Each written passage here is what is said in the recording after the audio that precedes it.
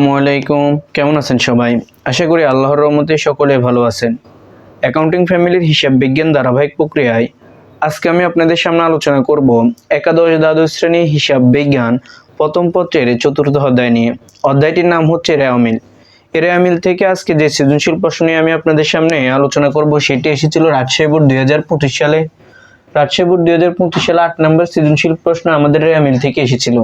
তো সেই রেওয়ামিলটি এখানে আমি আপনাদের সামনে তুলে রাখছি, পুরো প্রশ্নটি তুলে রাখছি। এই প্রশ্নের মাধ্যমে আমরা আপনাদের কাছে রেওয়ামিলটি সম্পূর্ণভাবে বুঝিয়ে দেব। দেখেন, আমি আপনাদের জন্য এখানে 8 নম্বর যে সৃজনশীল প্রশ্ন এসেছিল সেটি তুলে রাখছি। অবশ্যই আপনারা পাশে প্রশ্ন রাখতে পারেন অথবা এখান থেকে ভালো করে একটু বোঝার জন্য চেষ্টা করবেন। দেখেন, বলছে স্বপ্নিল এন্টারপ্রাইজের 2024 সালের 31 ডিসেম্বর তারিখে রেওয়ামিলের উদ্বৃত্ত সমূহ এখানে দেওয়া আছে।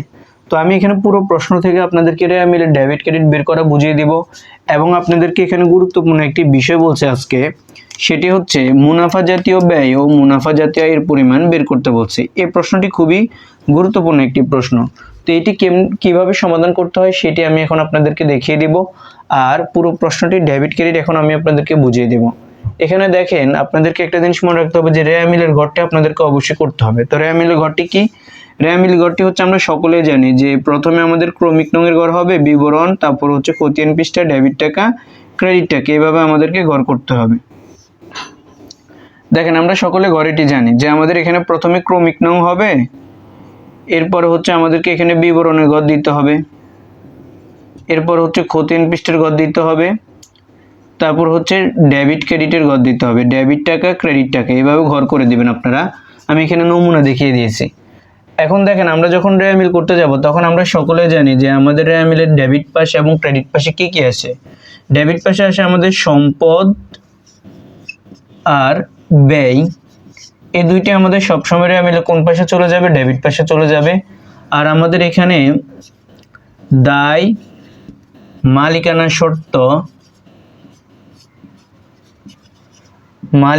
শর্ত, তারপর হচ্ছে আমাদের আয়, এগুলো কোথায় যাবে? এগুলো যাবে আমাদের সবসময় রেওয়ামিলের ক্রেডিট পাশে। এগুলো একটু ভালো করে মনে রাখেন, এটি বেসিক। যারা আগে বেসিক ক্লাস করছেন তারা অবশ্যই এগুলো জানেন। এখন দেখেন, প্রথমে আপনাদেরকে এখানে কি বলছে যে আসবাবপত্র প্রতিষ্ঠানের একটি স্থায়ী সম্পদ, এটি সবসময় রেওয়ামিলের কোন পাশে যাবে? এটি সবসময় রেওয়ামিলের ডেবিট পাশে চলে যাবে। উত্তোলন, মনে রাখবেন, মূলধন সবসময় ক্রেডিট, উত্তোলন সবসময় কি হয়? ডেবিট হয়। উত্তোলন সবসময় ডেবিট, মূলধন ক্রেডিট, উত্তোলন ডেবিট। ট্রেডমার্ক, এটি হচ্ছে অস্পর্শনীয় সম্পত্তি। আচ্ছা, তার আগে আমি এখানে যে জিনিসটি বলবো সেটি হচ্ছে, আমাদেরকে ক নাম্বার সৃজনশীল প্রশ্ন কি বলছে? অস্পর্শনীয় সম্পদের মোট পরিমাণ নির্ণয় করো। খ নম্বরে বলছিল যে রেওয়ামিল প্রস্তুত করো। গ নম্বরে বলছে মুনাফা জাতীয় ব্যয় ও মুনাফা জাতীয় আয়ের পরিমাণ বের করো। তো ক নাম্বার আর খ নাম্বার কিন্তু আমরা এখান থেকে সমাধান করে দিচ্ছি। যেহেতু রেওয়ামিল প্রস্তুত করতে বলছে খ নাম্বারে, দেখেন খ নাম্বারে আমরা ডেবিট ক্রেডিটগুলো বের করতে পারলে ক নাম্বারটা আমাদের জন্য সহজ হয়ে যাবে। তো এখানে বলছে যে ক নাম্বারে দেখেন, অস্পর্শনীয় সম্পদ বা অদৃশ্যমান সম্পদ, মানে যেগুলো দেখা যায় না, ছোঁয়া যায় না, এমনগুলো কথা বলছে। তো এর ভিতরে আছে ট্রেডমার্ক। দেখেন, ট্রেডমার্ক একটি প্রতিষ্ঠানের সম্পদ, এটি সবসময় ডেবিট দিকে যাবে। মজুদ পণ্য 1/1/2024, মজুদ পণ্য যদি কখনোই প্রারম্ভিক হলে এটা অবশ্যই রেওয়ামিলের ডেবিট পাশে চলে আসবে। এরপর দেখেন, পরিবহন খরচ, এটি হচ্ছে একটি প্রত্যক্ষ খরচ, এটি অবশ্যই রেওয়ামিলের ডেবিট পাশে চলে আসবে, খরচ বলেই দিছে তারা। শিক্ষানবিশ স্যালামি, দেখেন যদি শিক্ষানবিশের সাথে স্যালামি থাকে তাহলে এটি যাবে অবশ্যই ক্রেডিট পাশে, আর যদি ভাতা থাকে তাহলে এটি যাবে ডেবিট পাশে। তাহলে শিক্ষানবিশ স্যালামি এটা আমার জন্য আয়, এটি চলে যাবে কোন পাশে? এটি চলে যাবে ক্রেডিট পাশে। এরপরে দেখেন, এখানে পণ্য ক্রয় করলে কি হয়? ব্যয় হয়। ব্যয় সবসময় রেওয়ামিলে কোন পাশে যাবে? ডেবিট পাশে চলে যাবে। পণ্য বিক্রয় করলে আয় হয়। ক্রয় করলে ব্যয় হয়, বিক্রয় করলে আয় হয়। দেখেন, সহজ একটি বিষয়। বীমা স্যালামি, দেখেন স্যালামি শব্দটা কিন্তু এখানে শিক্ষানবিশ ভাতার সাথেও আছে, আবার এখানে বীমা স্যালামির সাথেও আছে। কিন্তু এখন আপনি স্যালামি দেখে মনে করবেন না যে এটা আবার আয়। বীমার সাথে যদি কখনো স্যালামি দেখেন তাহলে এখানে কিন্তু আয় হিসেবে ধরবেন না, এটা পরিচালন ব্যয়। তাহলে বীমা প্রতিষ্ঠানের জন্য একটি ব্যয়। এক কথা মূলত হচ্ছে, আপনি বীমার দিকে খেয়াল করবেন বীমাটা আছে কিনা এখানে। যদি বলে বীমা খরচ, বীমা প্রিমিয়াম, বীমা স্যালামি, এগুলো সবসময় একই কথা, এটি ব্যয়।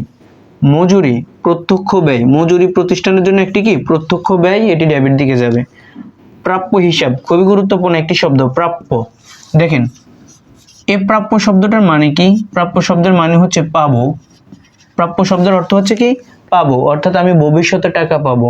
যতদিন পর্যন্ত ওই ব্যক্তির থেকে টাকা না পাবো ততদিন পর্যন্ত এটা আমার জন্য সম্পদ।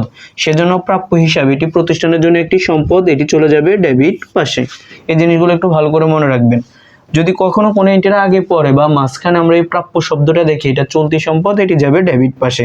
আর এখানে প্রাপ্য হিসাব মানে হচ্ছে দেনাদারকে বোঝাচ্ছে। বেতন প্রতিষ্ঠানের জন্য একটি ব্যয়, বেতন প্রতিষ্ঠানের জন্য কি ব্যয়, এটি অবশ্যই মিলে ডেবিট পাশে চলে যাবে। এরপরে দেখেন প্রদেয় হিসাব।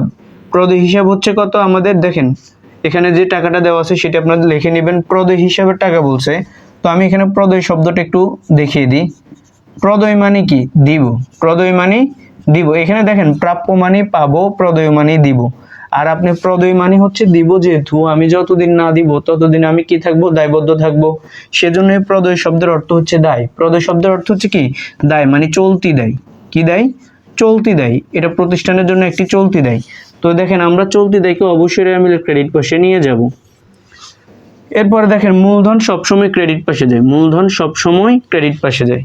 আর সুনাম প্রতিষ্ঠানের জন্য একটি অদৃশ্যমান সম্পদ বা অস্পর্শনীয় সম্পদ, এটি অবশ্যই আমি ডেবিট পাশে চলে যাবে। এরপরে বিজ্ঞাপন। বিজ্ঞাপন দিলে কি হয়? ব্যয় হয়, এটা পরিচালন ব্যয়, এটা অবশ্যই আমি ডেবিট পাশে চলে যাবে। এরপরে মজুদ পণ্য 31/12/2024, এই যে সমাপনী মজুদ পণ্য আছে এটা রেয়ামিলের ভিতরে আসবে না। এই জিনিসটা একটু ভালো করে মনে রাখেন। দেওয়া আছে এখানে প্রারম্ভিক মজুদ পণ্য দেওয়া আছে, আবার সমাপনী মজুদ পণ্য দেওয়া আছে। তো কোনটা রেয়ামিলে আসবে? আসবে আমাদের প্রারম্ভিকটা, আর সমাপনীটা কখনো রেয়ামিলের ভিতরে আসবে না। তো এখানে ক নম্বর যেহেতু বলছে অস্পর্শনীয় সম্পদের পরিমাণ বের করো, তার মানে আমরা এখানে ট্রেডমার্ক পাইছি এবং আমরা ক নম্বর আনসার পেয়ে যাবেন। আর এখানে খ নম্বরের রেয়ামিল প্রস্তুত করে এই কথা বলছে। তো রেয়ামিলের ডেবিট ক্রেডিট করার পরে ভালো করে মনে রাখেন, ডেবিট ক্রেডিট করার পরে রেয়ামিলের শেষে আপনাদের একটি হিসাব আসবে। কি আসবে? একটি হিসাব আসবে অনিশ্চিত হিসাব। কি হিসাব? অনিশ্চিত হিসাব। এই অনিশ্চিত হিসাব একটা আসবে। তো এটা ক্রেডিট পাশে 24,000 টাকা হবে। কত হাজার টাকা হবে? ক্রেডিট পাশে 24,000 টাকা হবে অনিশ্চিত হিসাবে। তো আশা করি আপনারা পুরো রেয়ামিলের এখানে ক আর খ বুঝতে পারছেন। এখন আপনাদেরকে এখানে বলছে মুনাফা জাতীয় ব্যয় ও মুনাফা জাতীয় আয়ের পরিমাণটা বের করতে। তো এখন আমি আপনাদেরকে এটি দেখিয়ে দিব আলাদাভাবে। এখন আমি আপনাদেরকে গ নাম্বারটি বুঝিয়ে দিব। এখানে গ নাম্বার আমাদেরকে বলছে মুনাফা জাতীয় ব্যয় ও মুনাফা জাতীয় আয়ের পরিমাণ বের করতে বলছে। এখানে কিন্তু আপনাকে পার্থক্য বের করতে বলে নাই। তার মানে আপনি টোটাল মুনাফা জাতীয় আয় যতগুলো আছে আর ব্যয় যতগুলো আছে তাদেরকে আলাদা আলাদাভাবে যোগ করে ফেলবেন। তো আপনি এখানে লিখবেন মুনাফা জাতীয় ব্যয়। প্রথমে যেহেতু আছে মুনাফা জাতীয় ব্যয়, সেটি এখানে লিখে নেবেন। মুনাফা জাতীয় ব্যয় এটি এখানে লিখে নেবেন। এটি লেখার পরে এখন আসেন, মুনাফা জাতীয় ব্যয় বলতে বোঝানো হচ্ছে একটি ব্যবসায়ী প্রতিষ্ঠানের ভিতরে যে সকল লেনদেন নিয়মিত হয় বা বারবার সংগঠিত হয় সেগুলোকে, অর্থাৎ সেগুলোকে আমরা মুনাফা জাতীয় লেনদেন বলে থাকি। এখন যেগুলোর মাধ্যমে আমাদের নিয়মিত ব্যয় হয় সেগুলো হচ্ছে আমাদের জন্য মুনাফা জাতীয় ব্যয়। যেমন আমরা যদি বলি বেতন, তারপর হচ্ছে আমাদের জন্য বিজ্ঞাপন, বীমা খরচ, এগুলো হচ্ছে একটি ব্যবসায়ী প্রতিষ্ঠানে মুনাফা জাতীয় ব্যয়ের পরিমাণ। এখন একটা জিনিস ভালো করে মনে রাখেন, আপনাদেরকে কখনো যদি রেয়ামিলের ভিতরে মুনাফা জাতীয় ব্যয় বা মুনাফা জাতীয় আয়ের পরিমাণ বের করতে বলে, তাহলে আপনারা সরাসরি আর্থিক অবস্থার বিবরণীতে যে বিশদায় বিবরণী করতেন সেই বিশদায় বিবরণীর ফরম্যাটটিতে চলে যাবেন। ভালো করে এই জিনিসটি মনে রাখেন। যখনই মুনাফা জাতীয় ব্যয় বের করতে বলবে, মুনাফা জাতীয় আয় বের করতে বলবে, তখনই বিশদায় বিবরণীর যে ফরম্যাটটি আপনারা ফলো করেন, ওই ফরম্যাটটি ফলো করে আপনাদেরকে কি করতে হবে? অঙ্কটি সমাধান করতে হবে, তাছাড়া অঙ্কটি হবে না। তো আমরা কিভাবে ফলো করি? আমরা জানি মুনাফা জাতীয় ব্যয় কি কি আছে। মুনাফা জাতীয় ব্যয় আছে প্রথমে বিকৃত পণ্যের ব্যয়। কি আছে? বিকৃত পণ্যের ব্যয়। তার মানে আপনাকে বিকৃত পণ্যের ব্যয়টা বের করতে হবে। 2 নাম্বার হচ্ছে পরিচালন ব্যয়। এরপরে আছে অপরিচালন ব্যয়গুলো। এই 3টা ব্যয়। আরেকটি ব্যয় আছে প্রত্যক্ষ ব্যয়। এই 4টা ব্যয় যখন যোগ করে ফেলবেন, মানে যোগ বিয়োগ করে যখন আপনি ওদের ফলাফলটুকু বের করবেন, তখনই আপনি মুনাফা জাতীয় ব্যয়টা পেয়ে যাবেন। তো কিভাবে? আমরা জানি আমাদের মুনাফা জাতীয় ব্যয়ের প্রথম ব্যয়টা কি? সেটা হচ্ছে বিকৃত পণ্যের ব্যয়। তো আমরা এখানে লিখে নিব বিকৃত পণ্যের ব্যয়। বিকৃত পণ্যের ব্যয়, এটি আমরা এখানে লিখে নিব। তো বিকৃত পণ্যের ব্যয় লেখার পরে আমরা সকলে জানি যে বিকৃত পণ্যের ব্যয়টা আমাদেরকে কিভাবে বের করতে হয়। সেটা হচ্ছে প্রারম্ভিক মজুদ পণ্য, প্রারম্ভিক মজুদ পণ্য, দেখেন এই প্রারম্ভিক মজুদ পণ্যটা আজকে আপনাদের রেওয়া মিলের ভিতরে দেওয়া আছে মজুদ পণ্য 1/1/2024 44,500 টাকায়। এটি আপনারা এখানে লিখে ফেলবেন। এটার সাথে আপনি যোগ করবেন নিট ক্রয়ের যে সূত্রটি আছে, ওই নিট ক্রয়ের ফর্মুলাটি আপনি এখানে বসাবেন। তো আমাদের এই নিট ক্রয়ের সূত্রটি হচ্ছে পণ্য ক্রয় যোগ ধারে ক্রয় বিয়োগ ক্রয় ফেরত বিয়োগ ক্রয় বাট্টা, এই সূত্রটি। কিন্তু আজকের অঙ্কে শুধুমাত্র আমাদের আছে কি পণ্য ক্রয় আছে। তো পণ্য ক্রয়ের মানে হচ্ছে আমাদের ক্রয় দেওয়া আছে, আমরা এখানে ক্রয়টাকে লিখে ফেলবো। দেখেন ক্রয়ের পরিমাণ দেওয়া আছে আমাদের কত, 3,20,000 টাকা। এই 3,20,000 টাকা আমরা এখানে বসাবো। এখন দেখেন আমাদের নিট ক্রয় যেহেতু আর কোনো ফর্মুলা অর্থাৎ নিট ক্রয়ের যে সূত্রটি সেটার কোনো কিছু এখানে নেই, সেজন্য আমাদের ক্রয়টাই হচ্ছে এখানে নিট ক্রয় হিসেবে ধরে নিলাম। এরপর আমরা জানি এখানে আসবে আমাদের প্রত্যক্ষ ব্যয়গুলো। প্রত্যক্ষ ব্যয় কি, মজুরি, কারখানা ভাড়া, তারপর হচ্ছে ক্রয় পরিবহন বা শুধু পরিবহন খরচ, এগুলো যা মানে জাহাজ ভাড়া, এগুলো হচ্ছে আমাদের জন্য প্রত্যক্ষ ব্যয়। তো এমন প্রত্যক্ষ ব্যয়গুলো আজকের আমিলের ভিতরে দেওয়া আছে, মজুরি দেওয়া আছে। দেখেন এই প্রত্যক্ষ ব্যয়গুলো আমরা এখানে লিখে নিব। মজুরি দেওয়া আছে আমাদের কত টাকা, মজুরি দেওয়া আছে আমাদের এখানে 22,000 টাকা। এই 22,000 টাকা আমরা এখানে বসাবো। এরপরে দেখেন মজুরির পরে আমাদের শুধু পরিবহন খরচ দেওয়া আছে। ভালো করে একটা জিনিস মনে রাখেন, পরিবহন খরচ যে কথা, ক্রয় পরিবহন এক কথা, আন্ত পরিবহন এক কথা। তার মানে এখানে পরিবহন খরচটা আমাদের প্রত্যক্ষ ব্যয়ের ভিতরে আসবে। কোথায় আসবে, প্রত্যক্ষ ব্যয়ের ভিতরে আসবে পরিবহন খরচ। আর্থিক অবস্থার বিবরণী যারা করছেন তারা অবশ্যই এটি সহজে পারবেন। এখানে আমরা 16,000 এটা বসাবো। তাহলে এখানে যদি আমরা সবগুলোকে যোগ করলে আমাদের এখানে কত আসে দেখেন, 44,500 যোগ করবেন 3,20,000, তারপরে যোগ করবেন 22,000, তারপরে যোগ করবেন 16,500, তাহলে আসবে আপনাদের 4,03,000 টাকা। এই 4,03,000 টাকা আমরা এখানে বসাবো। আচ্ছা দেখেন এখানে কিন্তু আপনি বিক্রিত পণ্যের ব্যয়টা এখনো পান নাই। আপনাকে কি করতে হবে, সকল ব্যয় যখন যোগ করে ফেলবেন তখন এখান থেকে আপনাকে বিয়োগ করতে হবে সমাপনী মজুদ পণ্য। কি বিয়োগ করতে হবে, সমাপনী মজুদ।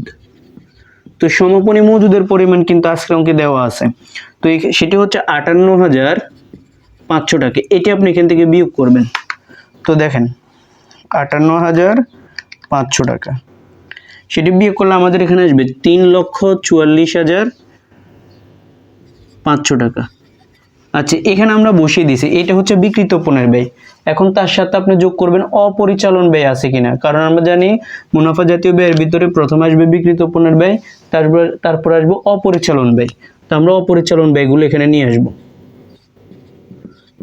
এখানে দেখেন আপনারা হেডিং না করলেও হবে, আপনারা জাস্ট ব্যয়গুলোকে এভাবে যদি ফরম্যাট অনুযায়ী করেন, আমি এখানে কেন দেখাচ্ছি যাতে আপনারা বুঝেন, আর না হলে আপনারা সরাসরি করে দিতে পারেন। তো পরিচালন ব্যয়গুলো আছে, তবে কিন্তু এখানে যোগ বিয়োগ করতে হবে, এটি বোঝানোর জন্য আমি এই ফরম্যাটটি দেখাচ্ছি। এরপর আপনাদের এখানে আছে দেখেন পরিবহন পরিচালন ব্যয়ের ভিতরে আছে আপনাদের বীমা সেলামি। এই বীমা সেলামিটা আপনি এখানে নিয়ে আসবেন, বীমা সেলামি। তো বীমা সেলামির পরিমাণ দেওয়া আছে 32,000 টাকা, এটি আমরা এখানে বসাবো।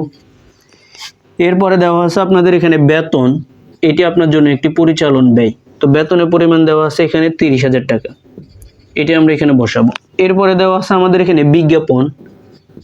দেখেন বিজ্ঞাপন আমাদের জন্য পরিচালন ব্যয়, সেটি আছে আমাদের এখানে 40,000 টাকা।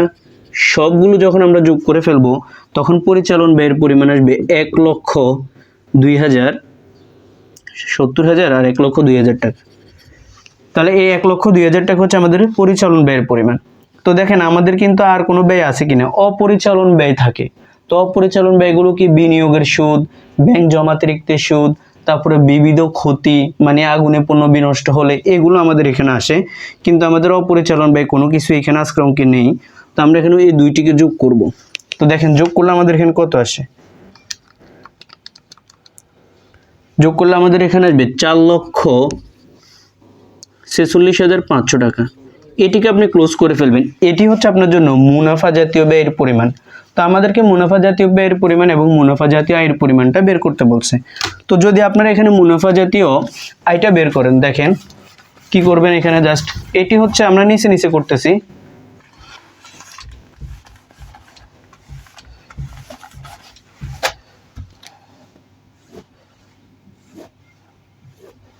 দেখেন এখানে আমরা হেডিং করে নিব নিচেই মুনাফা জাতীয় আয়। তো মুনাফা জাতীয় আয় হচ্ছে একটা ব্যবসায়িক প্রতিষ্ঠানে দৈনন্দিন যে আয়গুলো হয়, অর্থাৎ প্রতিনিয়ত যে আয় হয়। যেমন আমরা যদি বলি যে আমাদের বিক্রয় করলে কি হয়, আয় হয়। দেখেন তো আজকের অঙ্কে বিক্রয় আছে কিনা। তো আমাদের এখানে মূলত হচ্ছে দুইটা আয় আসবে। কয়টা আয় আসবে? দুইটা আয়। একটি হচ্ছে আমাদের জন্য, দেখেন মোট তিনটা, যদি আমরা হিসাব করি আয় হচ্ছে সাধারণত মোট তিনটেই থাকে। একটি হচ্ছে আমাদের নিট বিক্রয় যেটা আছে সেটা, দুই নম্বর হচ্ছে আমাদের জন্য নিট সেবা নামে যে আয়টা হয় সেটি, আরেকটি হচ্ছে আমাদের জন্য অপরিচালন আয়। এই তিনটি আয় এখানে আসে। তো আমাদের এখানে প্রথমে আসবে নিট বিক্রয়ের যে সূত্রটি আছে সেটি। তো আমাদের এখানে আজকে বিক্রয় দেওয়া আছে, দেখবেন আপনারা এই বিক্রয়টাকে আপনারা এখানে নিয়ে আসবেন। বিক্রয় করলে কি হয়? আয় হয়। তো দেখেন আমাদের পণ্য বিক্রয় আছে কত? পণ্য বিক্রয় যেহেতু, তো পণ্য বিক্রয়ের পরিমাণ দেওয়া আছে এখানে 5,75,000, 5,75,000। এটি আমরা এখানে বসাবো 75,000 টাকা, এটি বসাবো। এরপরে দেখেন আপনাদের আর কোনো আয় আছে কিনা। আপনাদের কিন্তু নিট বিক্রয়ের যে সূত্রটি সেটি এখানে ফলো করতে হবে না, কারণ আর কোনো এন্ট্রি এখানে নেই। আর আয়ের ভিতরে আমাদের এখানে একটি আয় আছে, সেটি হচ্ছে শিক্ষানবিশ স্যালামি। তো আমরা এখানে লিখে নিব শিক্ষানবিশ স্যালামি। তো শিক্ষানবিশ স্যালামির পরিমাণ হচ্ছে কত? 12,000 টাকা। এই 12,000 টাকা আপনি এখানে জাস্ট বসিয়ে দেবেন। তো এখানে যদি দুইটি যোগ করেন তাহলে আপনাদের এখানে কত আসে দেখেন, আসবে আপনাদের এখানে 5,87,000 টাকা। এটিকে আপনি ঠিক ক্লোজ করে দিলে আপনি এখানে পেয়ে যাবেন মুনাফা জাতীয় আয়ের পরিমাণ। তা আশা করি আপনারা এখানে পুরো বিষয়টি ভালোভাবে বুঝতে পারছেন। এই প্রশ্ন যদি বুঝতে সমস্যা থাকে তাহলে অবশ্যই আমাদেরকে কমেন্ট করে জানাতে পারেন। আর ভিডিওতে অবশ্যই আপনারা একটি লাইক দিবেন, কারণ একটি লাইকের মাধ্যমে ভিডিওটি অন্য আরেকজনের কাছে এটি পৌঁছে যায়। তো সকলেই ভালো থাকবেন, সুস্থ থাকবেন। আল্লাহ হাফেজ।